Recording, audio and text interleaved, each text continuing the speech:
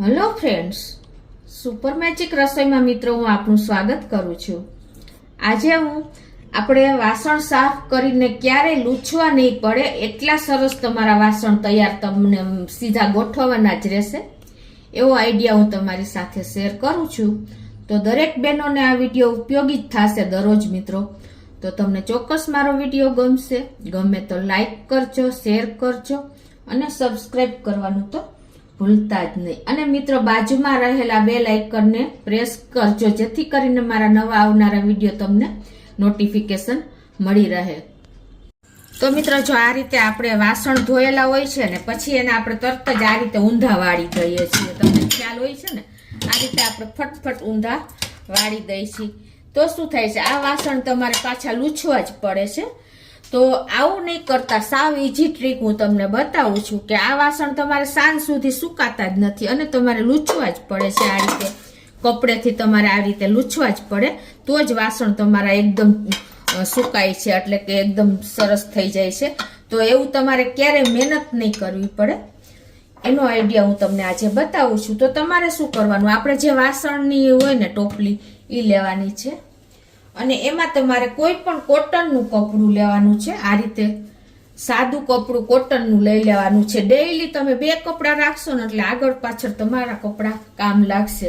આ રીતે કપડું લઈને અને તમારે જેવડી વાસણની ખાટલી હોય ને એ પ્રમાણે તમારે કપડું લેવાનું છે અને આ રીતે તમારે એને રાખી દેવાનું છે મિત્રો। જે તમારી મોટી વાસણની ટોપલી હોય તો એ પ્રમાણે મોટું કપડું લઈ લેવાનું, ચૂની છે કોટનની કે કાંઈ પણ તમે કોટનનું કપડું લઈ શકો છો। અને પછી મિત્રો તમારે જો આ ધોયેલા વાસણ આપણે પાણીવાળા હોય છે એને તમારે આ રીતે કપડા માથે જ ઊંધા વારવાના છે। આ રીતે તમે વાળશો ને મિત્રો એટલે તમારે વાસણ લૂછવાની ક્યારેય જરૂર નહીં પડે। જ્યારે તમે ગોઠવવા બેસશો ને વાસણ શેલ્ફમાં તો ઇઝીલી તમારા વાસણ સાવ કોરા નીકળશે। જો આ રીતે તમે કપડાનો જ કમાલ છે મિત્રો, આ મારો પોતાનો અનુભવ છે। હું આ રીતે જ વાસણ કપડું રાખીને જ ખાટલીમાં નાખું છું એટલે મારે ક્યારેય વાસણ લૂછવા નથી પડતા મિત્રો। તમારે ખાલી કપડું જ ચેન્જ કરવાનું રહેશે, સૂકવવાનું રહેશે, બાકી તમારે વાસણ ક્યારેય લૂછવા નહીં પડે। એક વખત ચોક્કસ આ રીતે ટ્રાય કરજો। જો મિત્રો આ રીતે તમે વાસણ નાખશો ને ખાટલીમાં એટલે બધા વાસણ તમારા કપડું મોઇસ્ચર શોષી લેશે અને એકદમ સરસ તમારા વાસણ લૂછવા નહીં પડે ને એવા સરસ ક્લીન વાસણ તમને ચોખ્ખા પાણી વગરના ટીપુય પાણી નહીં રહે તમારા વાસણમાં।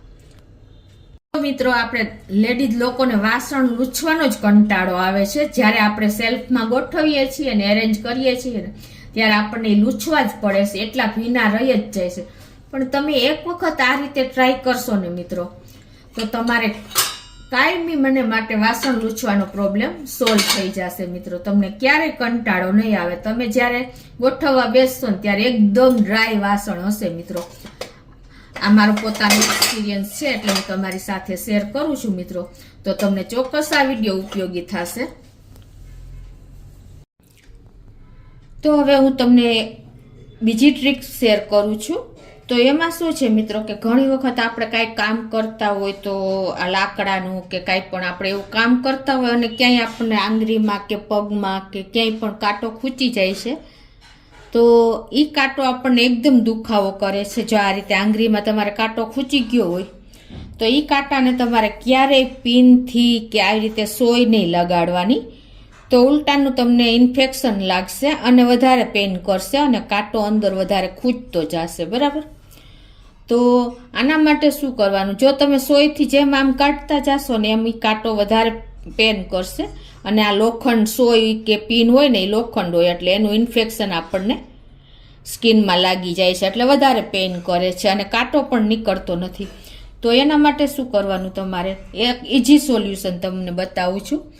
તો એમાં તમારે 1 ચમચી પેલા મીઠું કોઈ પણ વાસણમાં નાખી દેવાનું છે આ રીતે, અને એમાં તમારે 1 ચમચી જેવું વિનેગર નાખી દેવાનું। આ રીતે વિનેગર નાખીને અને પછી તમારે ગરમ પાણી, ઉફાળું ગરમ એકદમ આંગળી તમારી ટચ થઈ શકે ને એવું પાણી તમારે નાખવાનું છે। આ રીતે અને પછી તમારે જ્યાં કાંટો લાગ્યો હોય ને એ જગ્યા તમારે આ રીતે પાણીમાં ડીપ કરી દેવાની છે. આવી રીતે 2 મિનિટ તમે આંગળી રાખશો ને એટલે તમારો કાંટો ઇઝીલી નીકળી જશે મિત્રો. આ રીતે જો ઇઝીલી તમારી આંગળીમાંથી કાંટો પાણીમાં તરતો થઈ જશે. તમને ખ્યાલ આવી ગયો મિત્રો? કેમ કે આ રીતે તમારે ખાલી 2 મિનિટ જ પાણીમાં આંગળી રાખવાની છે એટલે ઇઝીલી તમારે કોઈ પણ જાતની ઝંઝટ વગર, કોઈ પણ જાતના પેન વગર તમારો કાંટો પાણીમાં નીકળી જશે મિત્રો, અને તમને સેફ તમારા સ્કિન રહેશે. હવે મિત્રો હું તમને ત્રીજો આઈડિયા બતાવું છું કે હવે જો અત્યારે ઉનાળો આવી રહ્યો છે અને આપણે ગોળ તો મોસ્ટ ઓફ ઘરમાં આપણે હોય જ છે, તો આ ગોળ આપણે ઓગળી જાય છે. ઉનાળામાં એટલી ગરમી પડે છે ને કે તમારે મેલ્ટ થઈ જાય છે ગોળ, અને પછી ખાવાની પણ ઈચ્છા નથી થતી.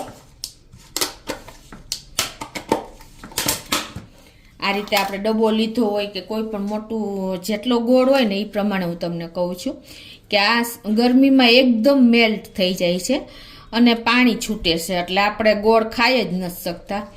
તો એના માટેનો હું તમને આજ બેસ્ટ આઈડિયા બતાવું છું મિત્રો. તમે લોકો એમ વિચારતા હશો કે ફ્રીજમાં મૂકી દેવાનો, પણ નહીં મિત્રો, ફ્રીજમાં મૂકશો ને તો તમારો ગોળ પછી એકદમ હાર્ડ થઈ જશે એટલે તમે ખાઈ પણ નહીં શકો, એટલો ઠંડો થઈ જાય અને પ્લસ તમને ખાવાની ઈચ્છા ન થાય, એનો ટેસ્ટ પણ ચેન્જ થઈ જાય છે. તો એના માટે તમારે શું કરવાનું કે મિત્રો, તો એના માટે તમારે જો આપણે કાંઈ પણ વાસણ લઈએ છીએ ને, કે આપણે પાણીનો જગ લઈએ છીએ ઠંડા પાણીનો કે બોટલ લઈએ છીએ ને, તો એમાં પણ આ સિલિકા જેલ આવે છે. તમને ખ્યાલ હોય છે કે આને હિસાબે એકદમ આપણે આ ગરમી નથી લાગવા દેતી અને વસ્તુની કન્ડિશન એવી ને એવી રહે છે. એટલે કે આપણા પાણીમાં આટલે જ આ સ્મેલ નથી આવતી ઘણી વાર. એટલા માટે આ તમને માર્કેટમાં પણ મળી રહેશે સિલિકા જેલની આવી નાની પેકેટ આવે છે. તો એ તમે આ રીતે કોઈ પણ મેલ્ટ થતું હોય ને એ લિક્વિડ એમાં તમે આ રીતે ગોળના ડબ્બામાં તમારે આ મૂકી દેવાનું છે. આને આ કોઈ સાઈડ ઇફેક્ટ નથી કરતું, પણ તમારે જે કન્ડિશન ગોળની હશે ને એવી રહેશે, મેલ્ટ નહીં થાય ગોળ. એટલે આ રીતે તમે રાખી દેશો ને અને પછી તમારે ગમે ત્યાં બહાર તમે ફ્રીજ સિવાય ગમે ત્યાં ગોળ રાખી શકશો અને આ રીતે તમારે પેક કરી દેવાનું. એટલે તમારો ગોળ ક્યારે ગમે એવો ઉનાળો હશે, ગમે એવી ગરમી હશે ને તો પણ તમારો ગોળ એવો ને એવો રહેશે, મેલ્ટ નહીં થાય મિત્રો. અને આ કોઈ ખાવાની વસ્તુ નથી, પણ આ અંદર એક આમ પેકિંગ જ સીલ બંધ હોય છે એટલે કાંઈ નુકસાન પણ નથી કરતું. તો આ તમને એકદમ ઈઝી વે પડશે કે તમારા ગોળને ક્યારેય પ્રોબ્લેમ ગોળમાં નહીં આવે. તો મિત્રો આજે 3 ટ્રીક એટલે કે 3 આઈડિયા આપણે બહેનો માટે ઉપયોગી છે કે રોજબરોજ આપણે કિચનમાં આ બધું ઉપયોગી જ હોય છે. ગોળ છે, વાસણ છે, આ બધી ઉપયોગી ટ્રીક આજે મેં તમારી સાથે શેર કરી છે મિત્રો. તો તમને ચોક્કસ બહેનો માટે તો ઉપયોગી છે જ મિત્રો. તમને ગમે તો લાઈક કરજો, શેર કરજો અને સબસ્ક્રાઈબ કરવાનું તો ભૂલતા જ નહીં.